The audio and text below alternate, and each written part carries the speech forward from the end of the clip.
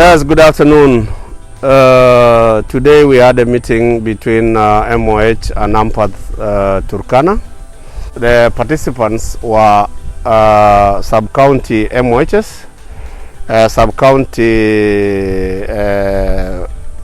SCASCOs, sub-county TLC, sub-county MLC, sub-county HROs, and sub-county pharmacists. Not forgetting that we had also DPHNs. It was an interactive meeting where we discussed various things. Basically what we discussed more was data review. We also discussed close out of the program by AMPATH so that they hand over to an organization who won the bid. Good afternoon. As indicated by our program lead, today we had a very constructive and a fruitful discussion with the SHMT members across the 7 sub-counties in Turkana County. We focus a lot on performance across the treatment cascade, VNMC and the KP. Through the treatment cascade, we went through the first 95 and we actually commended the good work that was done within the first year, where we overachieved our targets.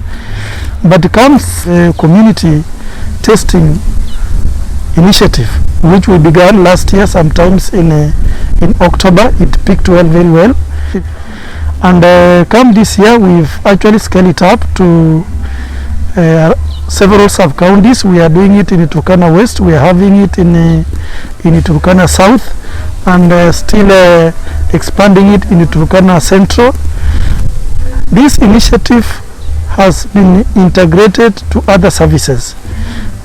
And one thing that I would want to say, I think this is an initiative that is well pursued, and it is something that ought to be strengthened. But most importantly, it's an activity which is a little bit expensive in terms of resources, because you need to engage additional HTS providers for the partial kind of arrangement. You need community healthcare volunteers, you need community leaders. So the most important thing besides the issue of resources is that it needs a lot of technical support.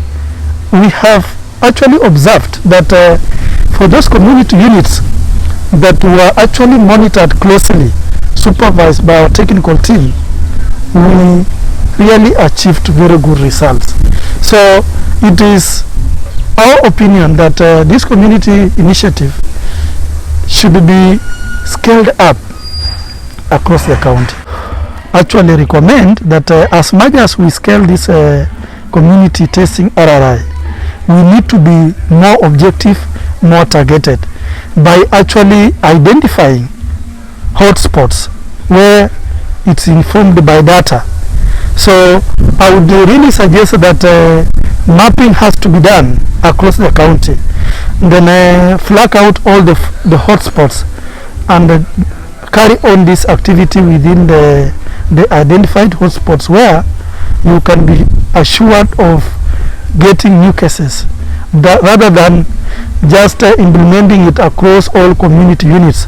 So I want to believe that if we go the targeted way, informed by index cases who are currently on treatment, I'm so certain that we'll be able to achieve new cases and improve on our case identification, which will translate to improved TX CAR.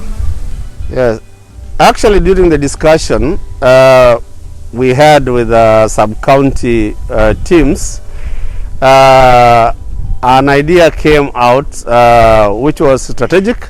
One of the participants said that we found so many KPs during the community testing, and we did referral so that they could be enrolled in the program.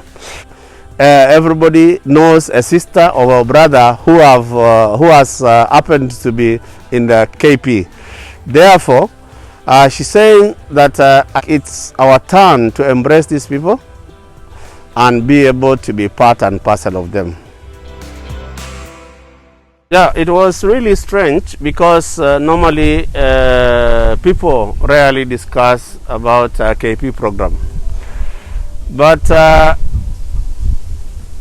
it was generally said by all the teams that that were present that KP program is now appreciated in Turkana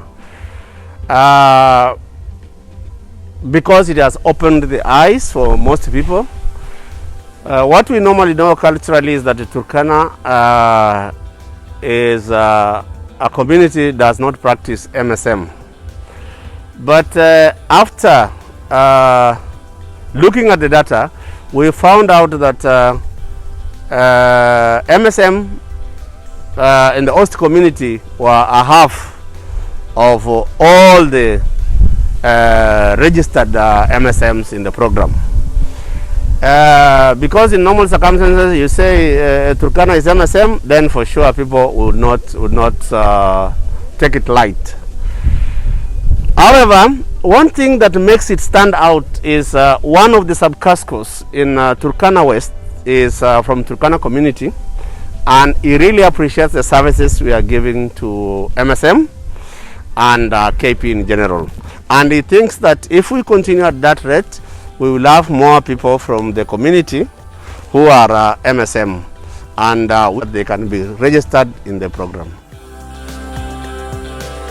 We had a very good ideas actually shared throughout the discussion, and one of the ideas that I really want to single out towards embracing journey to self-reliance is what was brought up by the VMMC focal person, who is the sub-casco for Loima, Mr. Edwin Kasongo, that the NASCOP has really done a lot of training of MOH clinical team on VMMC, 6 clinicians across the 7 sub-counties, 6 per sub-county, so a total of 42 trained. So to actually impress journey to self-reliance, we would want to recommend that moving forward, MOH clinicians who have been trained on VMMC by NASCOP should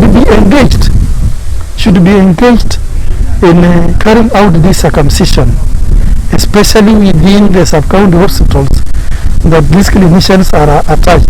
By doing so, we will reduce the cost of operation, especially on HRH personnel, because we will be able to save on issues of salary and maybe just pay a stipend to the clinical team who would have offered those services. We were also encouraged by him informing us that per sub-county they have trained CHVs on demand creation, which has been our undoing as a program. So we want to encourage that moving forward, we will be engaging the focal CHVs who have actually been trained on demand creation, because we believe by the fact that they happen to come from within their locality, they are actually a solution to our low demand creation. Yeah, during the discussion we had with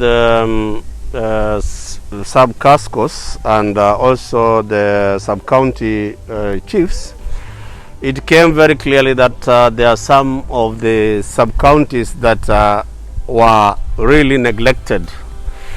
These sub-counties were neglected in terms of being insecure, and most of the staff or even NGOs did not want to go there.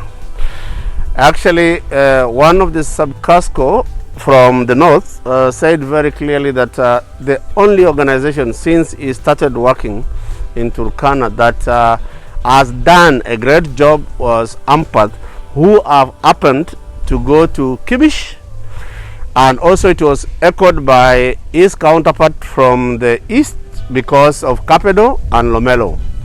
Therefore, what they requested is that the team that is coming to ensure that they go to Kibish as well as Turkana East.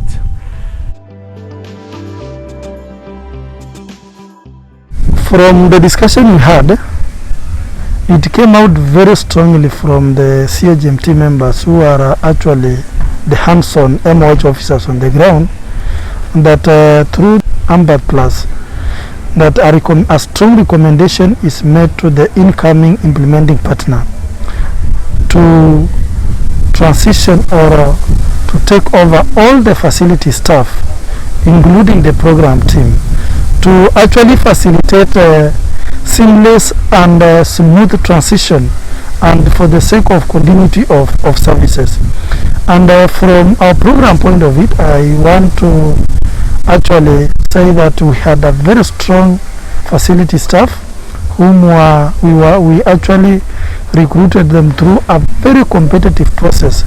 So we want to agree with the MOH team that for the purposes of continuity of services and for the purposes of smooth transition, we encourage that the incoming implementing partner takes over all the facility staffs who have the better understanding of the facilities they are currently supporting, and also they have that rapport with the clients who they have been attending for the last 2 or more years, because most of these facility staffs we inherited them from either ECPAF or FHI.